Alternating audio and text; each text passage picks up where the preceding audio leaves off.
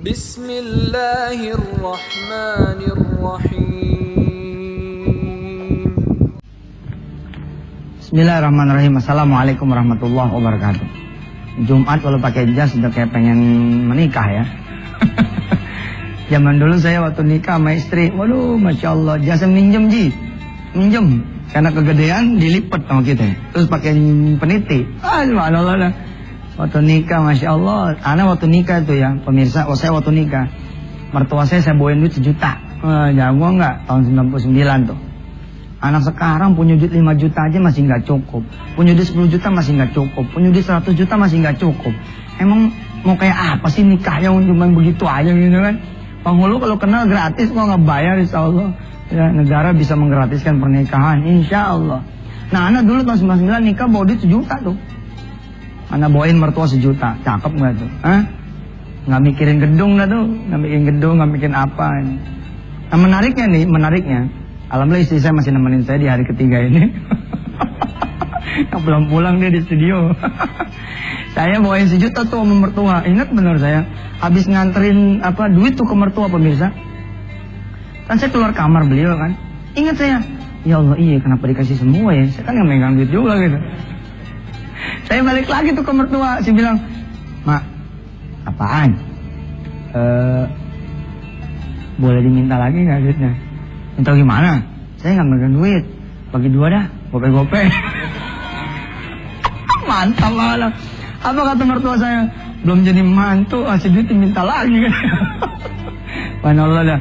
Mertua saya yang lagi nonton, yang lagi melihat, lagi belajar. Assalamualaikum, mudah-mudahan doanya ibu terus menerus menaungi rumah tangga saya sebagai mantu, dan insya Allah mudah-mudahan rumah tangga kami senantiasa dikaruniai kelapangan, kemudahan, dan kelanggengan. Amin ya Allah rabbal alamin. Pemirsa, kita terusin ngajinya surah An-Nisa, masuk sekarang ayat 93 ya. 94 baik. A'udzu billahi minasy syaithanir rajim. Ya ayyuhalladzina amanu idza darabtum fi sabilillahi fatabayyanu wa la taqulu liman alqa ilaykumus salama lasta mu'mina tabtaguna 'aradal hayatid dunya fa'indallahi maghanimu katsirah كذلك كنتم من قبل فمن الله عليكم فتبينوا إن الله كان بما تعملون خبيرا لا يستوي القاعدون من المؤمنين غير أولي الضرر والمجاهدون في سبيل الله بأموالهم وأنفسهم فضل الله المجاهدين بأموالهم وأنفسهم على القاعدين درجة وكلا وعد الله الحسنى وفضل الله المجاهدين على القاعدين أجرا عظيما درجات منه ومغفرة ورحمة وكان الله غفورا رحيما صدق Allahul Azim. Lihat pemirsa, betapa hebat sekali ayat-ayat suci Allah ini. Bahkan ayat-ayat suci ya yang sudah dianggap sebelah mata oleh para penganut konstitusi kita ini, perumus konstitusi, perumus perundang-undangan, sehingga mereka lebih nyaman memakai KUHP daripada memakai Quran. Lihat, bahkan Islam, Al-Quran mengatur ya the law of war, undang-undang peperangan. Gila, kitab suci mana coba yang kemudian mengatur tentang peperangan? Bahkan kalau Indonesia memakai Quran, maka dia akan ribatil khil, dia akan istidadi fil war ya, dalam perang. Dia akan prepare in war. Persiapan. Ini Ali Imran ayat-ayat terakhir misalkan, kalau kita pakai sebagai asas negeri ini, nggak bakalan kita alutistanya ini payah gitu.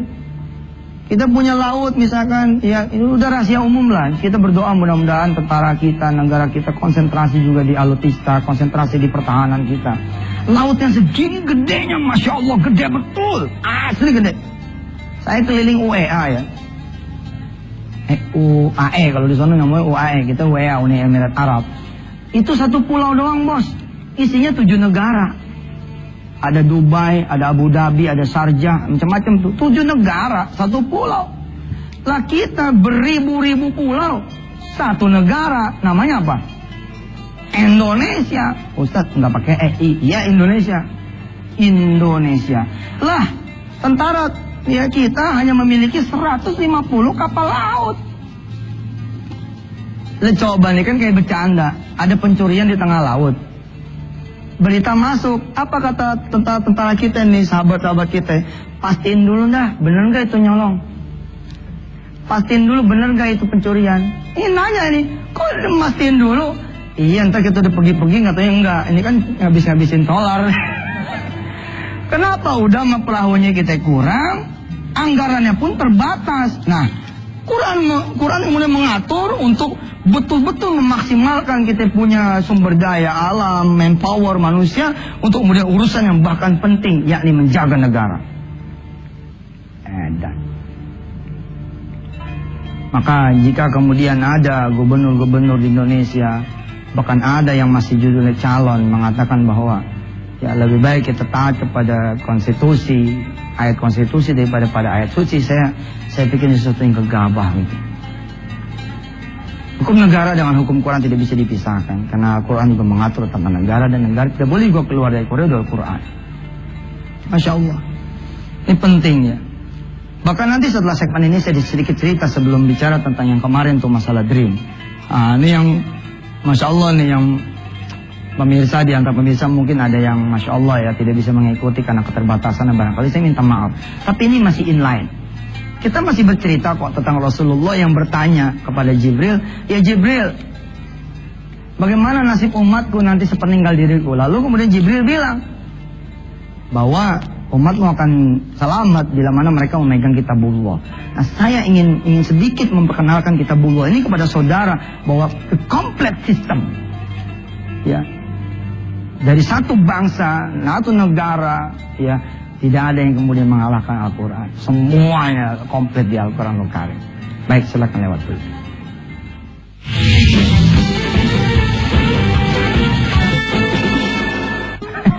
Iya, anak saya nongol lagi. Apa-apa deh. Ya, kangen sama bapaknya keliling mulu. Hafiz cita-citanya mau jadi apa? Ultraman penghafal Quran. Tuh dengerin, mau jadi Ultraman katanya, tapi penghafal Quran. Masya Allah. Yang benang nih. Coba dulu. Mau jadi Ultraman penghafal Quran. Islam bahkan mengatur ya tentang bagaimana anak, perwalian, komplit sekali. Quran itu komplit sekali. Subhanallah. Dan didetailkan di mana? Didetailkan di dalam hadis gitu. Pemirsa, saya tadi bilang bagaimana kemudian Islam komplit juga mengatur persoalan jual beli. Ya. Hafiz kalau udah gede mesti belajar Quran yang benar ya. Insya Allah. Hafiz ngaji nggak? Ngaji apa sekarang? Nggak ngaji. Bener malu-maluin ngaji papa. Bukan TV nih. Bohong pemirsa, ngaji di sore.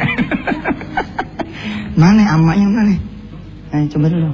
Amma ya tasa'alun.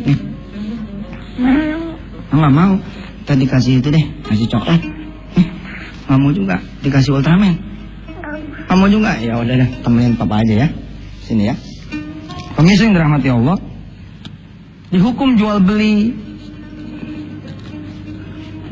bahkan hukum hutang ya. Hukum hutang ini komplit sekali. Allah Subhanahu wa taala kemudian memberitahukan kepada kita semua.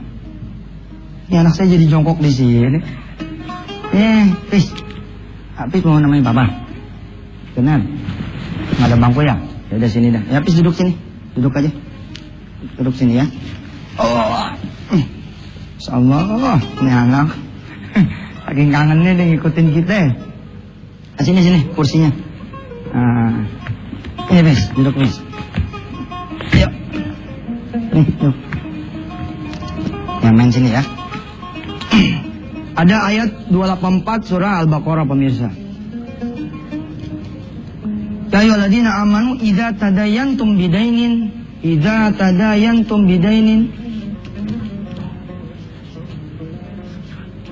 ila ajalin musamma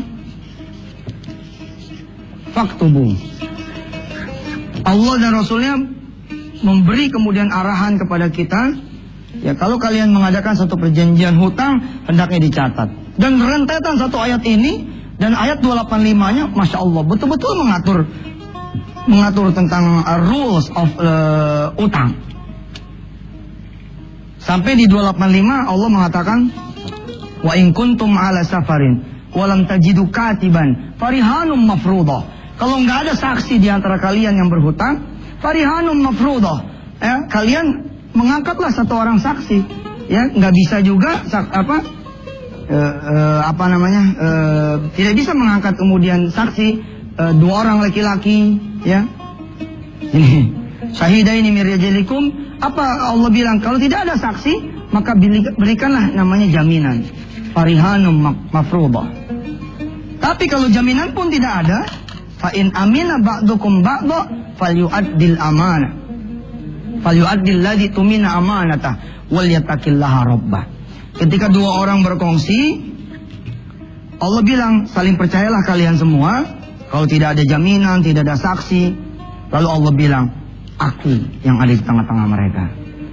Kalau sudah tidak ada lagi nih sesuatu yang menyangkut hukum, ya di dunia ini, lalu Allah yang mengabdikan dirinya, mewakafkan dirinya untuk kita.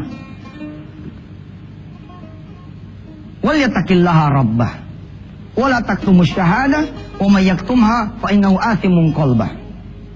Fa innahu athimun qalbu wallahu bima ta'maluna alim. Subhanallah, begitu komplit. Jadi pemirsa harus berjuang ya mengatasi sekularisme dan liberalisme, tapi dengan tarbiyah seperti ini gitu loh. Kita ini tarbiyah, kita ajarin Quran itu sempurna, ASI sempurna. Kemarin kita bicara mimpi. Oke? Kita pun sepakat insyaallah.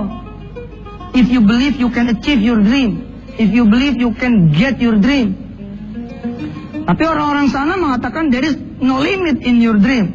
Nggak ada tuh batasan di mimpi Anda. Anda ingat ketika kecil, when you were in childhood, Anda nggak ada tuh batasannya. Nggak bisa tuh anak miskin lalu bilang, kamu ini anak miskin, nggak boleh cita-cita, I wanna be rich, saya pengen kaya. Nggak boleh, bapak lu miskin, nggak bisa. Semua anak-anak tuh bebas aja gitu ngomong. No matter your father, ya, where's your father, where's your mom, where's your family, nggak peduli gitu loh. Anda ketika kecil boleh mimpi apa saja. I'm gonna be astronaut, I'm gonna be kemudian pilot dan seterusnya. Nggak ada batasannya. Lalu kenapa kata mereka ya, the power of dream bilang, kenapa ketika Anda sudah dewasa, ketika Anda sudah gede, lalu banyak sekali batasan-batasan itu. Sayangnya kemudian jadi kebablasan. Batasan itu pun dianggap bahwa Quran dan hadis, agama termasuknya adalah sesuatu yang membatasi Anda. Padahal harusnya justru dengan agama bertambah-tambahlah power Anda. Sebentar ya, kita terusin setelah yang satu ini. Sambil saya ngasuh anak saya sebentar. Silakan.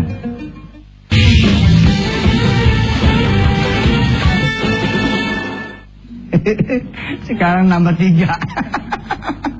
Pemirsa, ini anak saya, ini namanya Kun. Ini namanya siapa ini namanya? Hafiz. Ini Kome namanya, alhamdulillah ya. Baik, ketika Anda kecil, Anda bermimpi pengen jadi apa? Astronot gitu. Ya, nggak masalah tuh. Anda bilang, saya pengen jadi pilot itu. What's your dream? Pilot. Nggak ada masalah. You are tall or you are short, nggak ada masalah. Anda tinggi, Anda pendek, nggak ada masalah. Nggak ada, itu nggak ada batasan untuk mimpi Anda. Begitu kata mereka semua. Ada lagi yang bilang nih, ya. Ada yang bilang lagi, I'm gonna be docot gitu. Ini saya nulis di Twitter, docot gitu. Teman-temannya pada bingung tuh, pemirsa. Docot, what are docot gitu. Kakaknya ngomong, sorry, he is cadel. Dia maksudnya tuh dokter. Oh dokter, iya, tapi no matter, terserah aja gitu loh. Emang nggak boleh orang cadel jadi dokter sampai dia bilang docot. Docot apaan? Docot apaan? Kakaknya bilang, sorry, dia cadel gitu. Dia cadel, maksudnya adalah dia pengen jadi dokter gitu, pengen jadi dokter, segala macam. Pokoknya no matter. Lalu kenapa? Setelah saudara kemudian menjadi dewasa, lalu ada batasannya. No, you can't be doctor. Anda tidak bisa menjadi dokter. Kenapa? Karena Anda payah di matematika, di fisika, di biologi, di ilmu-ilmu eksak. Anda payah hafalannya, Anda nggak bisa. Dia bilang, oh, why there are limits for you. Kenapa ada batasan? Tapi kan batasan itu pun itu tidak berarti bebas sepenuh-penuhnya. Ada apa? Ada akhlak di sana. Anda mau jadi apa? Boleh. Tapi ketika Anda mengabaikan akhlak, mengabaikan etika, gue mau dagang di sini. Tar dulu ada peraturan. Kayak gini-gini loh. Maksudnya ya jangan sampai kita terlalu kebablasan. Ada Quran yang kemudian menjadi aturan kita, tapi bukan menjadi batasan buat kita. Bukan berarti Al-Quran akan membatasi kita, hadis akan membatasi kita. Agama payah nih. Kalau pakai agama kita nggak bisa ngundang konser ini, konser itu. Tar dulu bisa kali. Bisa diatur lah bagaimana ceritanya, apa yang mau dipakai, apa yang mau diundang, bagaimana judulnya. Ya tuh jangan sampai negara ini menjadi negara yang sekuler. Islam mengatur itu loh. Kita nih biar gimana masih hamba Allah. Tapi jangan kemudian menjadi terbatas. Justru harusnya you have Allah. Anda punya Allah. Come to Him, talk to Him. Anda datang ke Allah dan bicaralah. Nah, Al-Quran inilah yang diingatkan oleh Rasulullah tatkala kemudian Jibril menjemput beliau. Ketika Jibril alaihissalatu wassalam, ya. Nah, di sini saya bilang, ketika Israel dapat perintah ya untuk menjemput nyawa Rasul, mengambil nyawa Rasul, pun Israel dibarengi nama Jibril. Tapi Jibril berhenti di langit pertama. Mana Kom? Jibril berhenti di langit pertama. Ini anak saya satu-satu hilang. Ini satu tinggal 2. Sana mama lagi. Mama dulu ya. Nih bawa nih nih. Berat ya. Nih caranya begini caranya. Situ. Tangkap. Ya. Jibril nunggu di langit pertama. Ya, ketika turun dari Baitul Ma'mur, langit 7, 6, 5, 4, 3, 2, 1, Jibril nunggu di sini. Lalu Muhammad sallallahu alaihi bertanya kepada Israel, "Aina Jibril? Di mana Jibril?" Kalau diberitahu oleh Israel, Jibril ada di langit pertama. Panggil dia. Panggil Jibril. Saya kangen sama Jibril. Tapi benarkah Rasulullah kangen sama Jibril doangan? Ternyata enggak. Rasulullah sallallahu alaihi wasallam nanya sama Jibril, "Wahai Jibril, aku ini udah mau mati, aku udah mau meninggal, aku udah mau wafat. Ada Israel yang akan mencabut nyawaku atas izin Allah. Tapi aku pengen tahu dulu, bagaimana nasib umatku sepeninggal diriku." Lalu Jibril bilang, "Saya tidak diberikan hak untuk menjawab pertanyaan engkau, wahai Rasulullah. Izinkan aku bertanya dulu kepada Allah." Naik lagi nih berdua malaikat ke Allah Subhanahu wa taala punya arsy. Lalu kemudian turun dan menyampaikan, "Rasulullah, tenang aja. Umatmu tidak akan kenapa-napa." Sampai kemudian apa? Sampai kemudian mereka itu betul-betul memegang kitabullah dan sunnahnya Rasulullah. In tamassaktum bihima lan tadillu abada. Tidak akan sesat. Lah, begitu pentingnya warisan Rasulullah berupa Quran dan hadis. Lalu ada kemudian sekelompok orang, bahkan kita sendiri sebagai orang muslim gak percaya diri untuk memakai Quran dan hadis. Dilala cara-caranya juga mungkin ada yang kurang santun, ada yang dengan berwajah berbeda, tidak berwajah senyum, sebagian. Sehingga membuat penolakan itu luar biasa, luar biasa. Pemirsa yang dirahmati Allah, nih penjelasan saya singkat, ya. Nanti kita akan teruskan di hari Senin ya.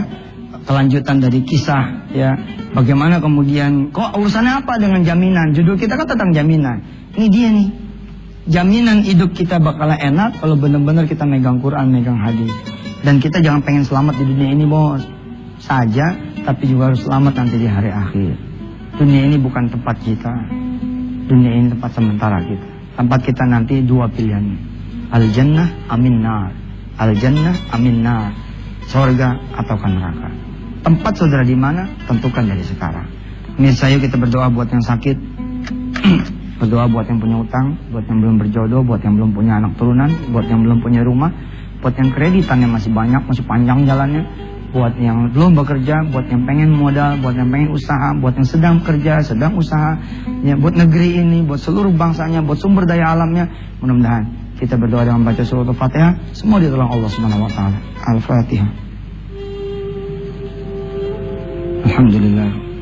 Rahmanir-Rahim, Maliki yaumiddin. Iyyaka na'budu wa iyyaka nasta'in. Ihdinas siratal mustaqim, siratal ladzina an'amta 'alaihim ghairil maghdubi 'alaihim waladdallin. Amin.